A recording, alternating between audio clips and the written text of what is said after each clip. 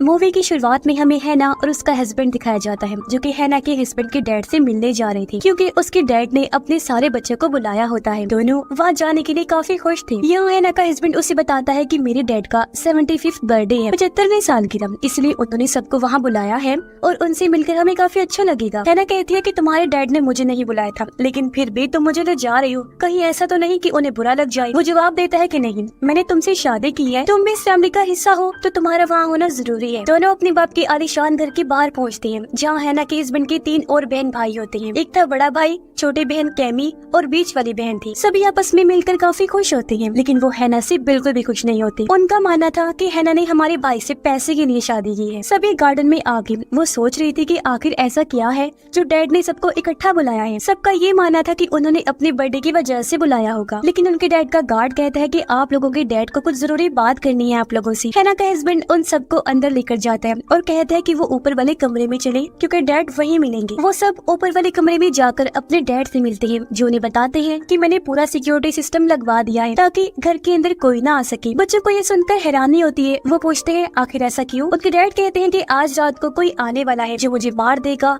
और उन पांचों को मेरी हिफाजत करनी हो ताकि वो मुझे मार ना सके। ये सुनकर सब बच्चे हैरान हो गए और सोचते हैं कि आखिर कौन आएगा। डैड उनसे कहता है कि मैं इस बारे में तुम्हें नहीं बता सकता। बच्चे कहते हैं कि मजाक करना बंद करें और सच बताएं कि आखिर वो ऐसा क्यों कह रहे हैं। वो कहते हैं कि मजाक नहीं, बल्कि तुम इसे बिल्कुल सीरियस लो, क्योंकि अगर मैं आज रात मरता हूँ तो ये चीज तो तय हो चुकी है कि मरने के बाद मेरी सारी प्रॉपर्टी किसी चैरिटी की हो जाएगी, ना कि मेरे बच्चों की। लेकिन अगर मैं जिंदा रहा तो अपनी प्रॉपर्टी को तुम सब में बांट दूंगा। तुम्हें बस आज रात मुझे महफूज रखने के लिए कुछ भी करना है। ये सुनकर सब हैरान हो जाते हैं और सोचने लगती है कि आखिर वो ऐसा क्यों कह रही है। लेकिन तभी वो अपने गार्ड को हुक्म देते हैं कि अब तुम जा सकते हो। और जब गार्ड वहाँ से गया तो सारे खिड़की दरवाजों को अच्छे से लॉक कर देता है ताकि कोई भी वहाँ से ना अंदर आ सके और ना ही कोई बाहर जा सके। और वो सब नीचे जाकर बात करने लगती है कि आखिर डैड को ऐसा क्या हो गया है कि वो ऐसी बातें कर रही हैं। तो उन सबको लगता है कि शायद डैड हमें आजमाना चाहते हैं। उन्हें नहीं लगता कि यहाँ कोई भी आएगा उन्हें मारने के लिए, क्योंकि सारे खिड़की दरवाजे तो पहले ही लॉक्ड हैं। तभी हैना उनसे कहती है क्या पता डैड सच बोल रही हो, अगर ऐसा है तो उन्हें उनकी जान बचानी होगी। वो सब इस बात को नजरअंदाज कर देते हैं और अपने अपने रूम में चले जाते हैं। कैमी सबसे पहले शराब वाले रूम में गई, जहाँ पर ढेर सारी शराब की बोतलें रखी हुई थी। और जब वो शराब ले रही थी तो अचानक उसी कमरे में से कुछ आवाज आती है, जो सुनकर वो काफी डर गई।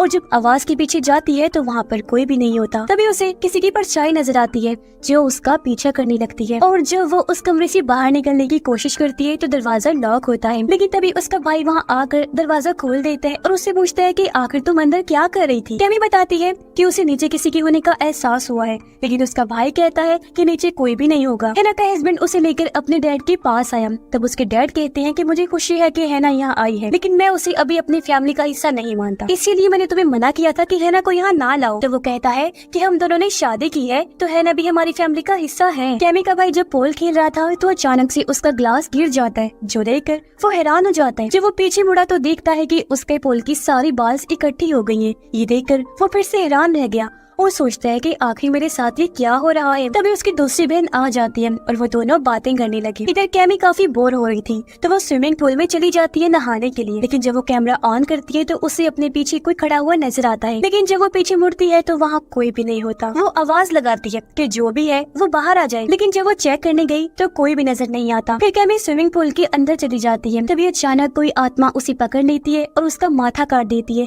जिससे उसका खून निकलने लगा। आत्मा उसे स्विमिंग पूल में फेंक देती है, जिससे उसकी मौत हो जाती है। कैमी के बहन भाई आपस में बात कर रहे थे कि आखिर उनके बाप ने ऐसा क्यों किया और उनकी क्या प्लानिंग है। लेकिन तभी वहाँ हैना का हस्बैंड आ जाता है, जो सुन लेता है कि वो उसकी बीवी के बारे में बुराई कर रहे थे। तभी उन्हें एहसास हुआ कि कैमी यहाँ नहीं है, और जब वो नीचे गई तो उन्हें कैमी की लाश मिलती है, जो देखकर वो हैरान तो हो जाते हैं और सोचने लगती है कि आखिर ये किसका काम होगा। कैमी का भाई कहता है कि वो तो हमारी बहन है तो हम तो उसे नहीं मार सकते, लेकिन हमारे बीच एक ऐसी लड़की है जो हमारी फैमिली की नहीं है। ये सुनकर हैना का हस्बैंड यानी उनका भाई कहता है कि मैं अपनी वाइफ पर ऐसे इल्जाम बर्दाश्त नहीं कर सकता, क्योंकि वो हर वक्त मेरे साथ ही थी और वो कैमी के साथ ऐसा बिल्कुल नहीं कर सकती। उन दोनों का मानना था कि अगर घर की सारी दरवाजे बंद है तो यहाँ कोई भी नहीं आ सकता उसे मारने के लिए, इसीलिए हमारा शक हैना पर था कि हैना ने ही उसे मारा होगा। जब उनके डैड को ये बात पता चलती है कि उसकी छोटी बेटी मारी गई है तो वो नीचे आके अपने बेटे की लाश के सामने रोने लगते हैं और कहते हैं कि उसकी मौत बहुत ही बुरी हुई है। सब पूछते हैं कि आखिर इसको मारने वाला कौन है। डैड उन्हें बताते हैं कि दरअसल उनके घर में एक आत्मा मौजूद है जिसने कैमी को मारकर हमसे छीन लिया। मैंने उसे कुछ बिजनेस डील की है जिसकी वजह से वो ऐसा कर रहा है। ये सुनकर वो हैरान हो गई। कहते हैं कि पूरी बात बताएं, लेकिन डैड उन्हें पूरी बात नहीं बताते और कहते हैं कि मेरी एक बेटी तो मर गई है, लेकिन अब मैं हैना को भी अपना वारिस मानूंगा, जिस वजह से मैं उसे अपनी प्रॉपर्टी में से हिस्सा देने के लिए तैयार हूँ। ये सुनकर कैमी के दोनों बहन भाई काफी हैरान हो जाते हैं और पूछते हैं कि डैड आखिर आप ऐसा कैसे कर सकते हैं। डैड बताते हैं कि मेरी बेटे की मौत के बाद किसी को तो प्रॉपर्टी मिलनी ही है ना, इसलिए अगर तुम्हें और अमीर होना है तो मुझे जिंदा रखना होगा। कैमी का बड़ा भाई अपनी डैड की ऑफिस से गन ले लेता है अपनी हिफाजत के लिए और कहता है कि जिस किसी ने भी मेरी बहन को मारा है मैं उसे जिंदा नहीं छोड़ूंगा। दोनों बहन भाई फिर से हैना को इल्जाम देते हैं, कहते हैं कि उसने ही कैमी को मारा है, लेकिन हैना कहती है कि कैमी के साथ मेरे रिश्ते बहुत अच्छे थे और मैं उसे मारने का सोच भी नहीं सकती। फिर हैना और उसका हस्बैंड नीचे गई जहाँ उन्हें कैमी की लाश नहीं मिलती। देखकर वो हैरान हो गई, सोचते हैं कि आखिर उसकी लाश कहाँ गायब हो गई। वो समझ जाते हैं कि यहाँ जरूर कोई है जो उन्हें जान से मार डालेगा, इसीलिए वो फैसला करती है कि हम दोनों यहाँ से भाग निकलेंगे। वो दरवाजा तोड़ने की कोशिश करते हैं, लेकिन इससे कोई फायदा नहीं होता। तो उसका हस्बैंड हैना से कहता है कि हम नीचे के रास्ते से निकल सकते हैं। तो वो नीचे जाने लगी ताकि वहाँ से बाहर निकल सके। कैमी की बहन उसकी पेंटिंग की तरफ देखती है जो उसे घूर रही थी और ये देखकर वो हैरान होने के साथ साथ डर भी जाती है। लेकिन तभी उसका भाई वहाँ आ गया और उसे शांत करके कहता है कि मैं डैड को बचाने के लिए किसी भी हद तक जा सकता हूँ। मुझे लगता है कि हैना और हमारा भाई मिलकर ये सब साजिश कर रहे हैं ताकि वो अमीर हो सके और डैड की प्रॉपर्टी के वारिस बन सके, लेकिन हम दोनों ऐसा होने नहीं देंगे। हैना और उसका हस्बैंड नीचे थे, वो बाहर जाने का रास्ता ढूंढती है तो उन्हें पता चलता है कि हर जगह लॉक्ड है। तभी हैना का हस्बैंड एक लॉक खोलता है और कहता है कि इसमें थोड़ी सी जगह है निकलने की, जिसमें से हैना निकलने लगी ताकि बाहर जाकर मदद ला सके, लेकिन वो निकलने की बजाय वहाँ अटक जाती है। उसे दूसरी तरफ बाहर कुछ नजर आता है जो देखकर वो डर जाती है। अपने हस्बैंड से कहती है कि मैंने किसी को देखा है। वो हैना को छुड़वाता है और उसे लेकर भागने लगता है। जब वो दरवाजा बंद कर रही थी तो अपने सामने एक डीमन को देखते हैं। उसे देख वो हैरान होते हैं और सोचते हैं कि आखिर ये क्या चीज है। इससे पहले वो उनके पास आता वो दोनों भागकर लॉकर में चले जाते हैं, लेकिन तभी कैमी के बहन भाई उस लॉकर का दरवाजा बंद कर देते हैं ताकि वो बाहर ही ना आ सके। ये देखकर वो परेशान हो गई। हैना का हस्बैंड उसे कहता है कि अगर यहाँ का टेम्परेचर 0 डिग्री से कम होगा तो हम मर जाएंगे। यहाँ पर ऑक्सीजन लेवल बहुत कम है, इसलिए हमें किसी भी हाल में यहाँ से बाहर निकलना होगा। वो दोनों कोशिश करने लगते हैं वहाँ से बाहर निकलने की, लेकिन वो नाकाम रहे। कैमी के बहन भाई जब आगे बढ़े तो उन्हें किसी की आवाज आई। कैमी की बहन जब देखने आगे बढ़ी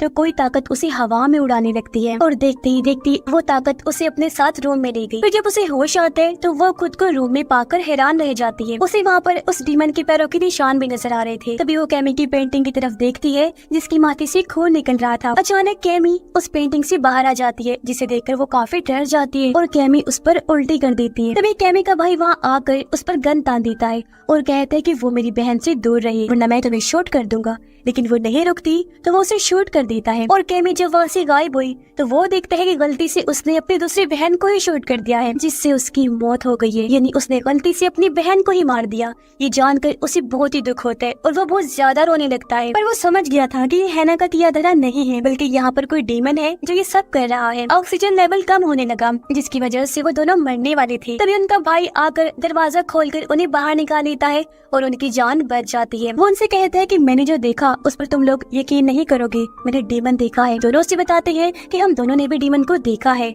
और अगर उन्हें अपनी जान बचानी है तो यहाँ से निकलना होगा। कैमी का भाई कहता है कि तुम दोनों यहाँ से बाहर निकलने का रास्ता ढूंढो, तब तक मैं डीमन का ध्यान भटकाने की कोशिश करूंगा। जब वो दोनों वहाँ से बाहर निकलने के लिए जा रही थी तो डीमन उन पर हमला कर देता है, लेकिन वो एक रूम में जाकर खुद को लॉक कर लेते हैं। तभी वो लोग देखते हैं कि बुक शेल्फ के पीछे कोई खुफिया रूम है और जब वो उस रूम को खोलते हैं तो उसके अंदर उन्हें कई सारी डीमन से जुड़ी चीजें मिलती है। ये देखकर वो हैरान हो गई और सोचती है कि आखिर उनके डैड ने ऐसा क्या किया था जिसकी वजह से वो डीमन यहाँ पर आ गया। उन्हें वहाँ पर एक डिमोनिक साइन मिलता है जिसके अंदर खून था। कैमी का भाई जब डीमन को ढूंढ रहा था तो अचानक से उसके सामने वो डीमन कैमी बनकर आ जाता है, जिससे वो घबरा जाता है और बैलेंस खराब होने की वजह से सीधा नीचे गिर जाता है, जिससे उसकी हड्डी टूट गई, लेकिन उसकी गन भी उससे दूर पड़ी हुई थी। तभी वो डीमन फिर से उसकी दूसरी बहन का रूप लेकर उसके सामने आ जाता है और वो उसे गरीसी लगाकर उसका सारा खून पी जाता है, जिससे उसका जिस्म तबाह हो गया और बुरी तरह उसकी भी मौत हो जाती है। दोनों जब उसके चिल्लाने की आवाज सुनते हैं तो वहाँ पहुंचकर देखते हैं कि वो भी वहाँ से गायब हो चुका है। ये देखकर वो समझ जाते हैं कि इसका मतलब वो भी मारा गया। फिर वो दोनों फौरन वहाँ से बाहर निकलने का रास्ता ढूंढने लगते हैं। तभी वो अपने डैड के रूम में चले गए। उनसे पूछते हैं कि आखिर उन्होंने ऐसा किया है जिसकी वजह से उसके सारे बहन भाई मारे गए। वो उन्हें बताते हैं कि इस घर में एक डीमन है जिसके साथ मैंने किसी खास मकसद के लिए एक डील की है। दरअसल मैं अपने सारे बच्चों को उसके सामने कुर्बान कर दूंगा ताकि मैं इमॉर्टल अमर बन सकूं, कुछ टाइम और जी सकूं, क्योंकि अमर बनने के बाद मैं लंबे टाइम तक जिंदा रह सकता हूं। मैं मरना बिल्कुल नहीं चाहता। मैं 75 साल का हो गया हूं और मुझे मरना मंजूर नहीं। और जिंदा रहने के लिए मैंने अपनी सारी ब्लड लाइन यानी अपने बच्चों का, अपनी नस्ल का सेक्रीफाइस दे दिया, यानी उनकी कुर्बानी। मतलब उसने अपने बच्चों की आत्मा को डीमन को बेच दिया था। तभी वो डीमन एक एक करके उसके सारे बच्चों को मार रहा था। ये बात कहने के बाद वो एक बंदूक उठाता है और अपने बेटे हैना के हस्बैंड को भी शूट कर देते हैं, जिससे वहीं पर उसकी मौत हो जाती है। ये देखकर हैना बहुत ज्यादा घबरा जाती है, पूरी तरह टूट जाती है। तब उनका डैड हैना को भी मारने जाता है। वो उसे कहता है कि असल में देखा जाए तो तुम मेरी फैमिली की नहीं हो, लेकिन फिर भी तुम्हें मारना ही पड़ेगा। और वो उसे शूट कर देता है। गोली हैना के हाथ में लगी, जिसकी वजह से वो थोड़ी जख्मी हो जाती है। हैना फौरन वहाँ से भाग गई और घर में छुप जाती है अपनी जान बचाने के लिए। जब उनका डैड हैना को ढूंढ रहा था तो वो ये राज उनके सामने लाता है कि असल में मैं नाटक कर रहा था कि मैं तुम्हें भी अपनी फैमिली का हिस्सा मानता हूँ। मैं तुम्हें कभी अपनी फैमिली नहीं बना सकता और मैंने अपने बेटे को बोला भी था कि वो लड़की यानी कि तुम उसके लायक नहीं है, लेकिन उसने मेरी बात नहीं मानी और तुमसे शादी कर ली, जिससे मुझे बहुत ही बुरा लगा। तभी हैना को वहाँ पर बंदूक मिल जाती है, जिसे उठाकर वो उसके डैड को शूट कर देती है। और तभी एक फर्नीचर उसके ऊपर गिर गया, जिसके नीचे वो अटक जाता है। हैना उसे बताती है कि असल में तुम्हारा बेटा और मैं तुम्हारे लिए एक बर्थडे गिफ्ट लेकर आए थे, लेकिन हम दोनों ने वो गिफ्ट अभी तक तुम्हें दिखाया नहीं, और अब जब तुम मरने वाली हो तो मैं तुम्हें वो गिफ्ट दिखाना चाहती हूँ। वो फौरन उसे गिफ्ट दिखाती है, जिसके अंदर एक अल्ट्रासाउंड की तस्वीर थी। वो बताती है कि असल में मैं माँ बनने वाली हूँ। जो बच्चा आपके बेटे का है यानी आपका पोता, तो ये आपका ब्लड लाइन है। मतलब कि तुम अपनी फैमिली के आखिरी मेंबर नहीं हो, बल्कि ये बच्चा है। तो तुम्हारी ब्लड लाइन में तुम्हें जिंदा रहने का हक नहीं है, बल्कि मेरे पेट में पल रहे बच्चे को है, जो कि तुम्हारी प्रॉपर्टी का मालिक बनेगा। मतलब कि असूल के हिसाब से उसके पेट में जो बच्चा है वो इमॉर्टल होगा, क्योंकि उनका बाप तो मरने वाला है। ये सुनकर वो हैरान और परेशान हो जाते हैं। पर डीमन भी ये सब सुन रहा था। वो डीमन फौरन उसके पास आता है और उसे काट कर खा जाते हैं, जिससे बूढ़े आदमी की भी वही मौत हो जाती है। उसके बाद है ना वहाँ से बाहर निकलती है और अपने हस्बैंड की तस्वीर देखकर उसे याद करने लगी, जज्बाती होकर रोने लगती है कि हम साथ में कितने खुश हुआ करती थी। कुछ देर बाद सुबह हो गई। बूढ़े आदमी का सिक्योरिटी गार्ड बाहर कार में उसका इंतजार कर रहा था। जब दरवाजा खुला तो वो देखता है कि दरवाजे से बाहर उनका बाप नहीं आया, बल्कि उनकी बहू निकली है, जिसके पेट में उसका आखिरी ब्लड लाइन है। इसका मतलब कि सारी प्रॉपर्टी की मालिक और कोई नहीं बल्कि हैना है। सारी जायदाद की मालकिन बनने के बाद वो गाड़ी में बैठकर यहाँ से निकल जाती है। इस बात की उसे खुशी तो थी, लेकिन अपने हस्बैंड को खोकर वो बहुत दुखी थी, जिसके साथ ही ये कहानी इधर ही खत्म हो जाती है।